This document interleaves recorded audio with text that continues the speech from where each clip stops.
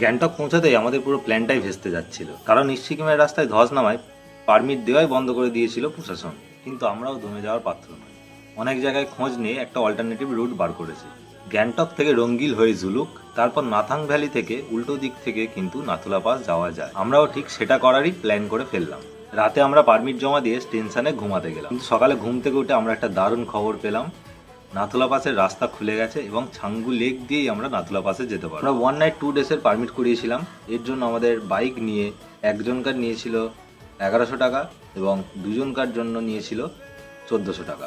আপনারা যদি নিজেরা গিয়ে কোনো ঝামেলা ছাড়া পারমিট বানাতে চান, তাহলে আমি এই নাম্বার দিয়ে দিলাম। এই নাম্বারে আপনি যোগাযোগ করে কথা বলে নিতে পারবেন। খুব যত্ন সহকারে আপনাদের পারমিট বানিয়ে দেবে। তবে হ্যাঁ, ট্রিপে যাওয়ার অন্তত কয়েকদিন আগে থেকে এনাদেরকে ফোন করে জানিয়ে রাখবেন যে আপনারা যাচ্ছেন।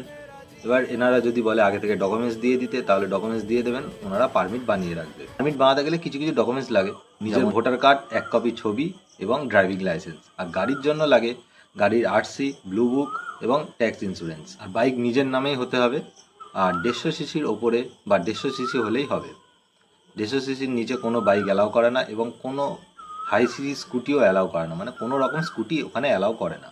অবশেষে সব বাঁধা পেরিয়ে আমাদের যাত্রা শুরু হলো। পরের এপিসোডে দেখতে পাবেন গ্যাংটক থেকে নাথুলা পাস হয়ে নাথাং ভ্যালি যাওয়ার অপরূপ সুন্দর একটা রাস্তা। জলদি সাবস্ক্রাইব বা ফলো করে রাখুন। Thank you.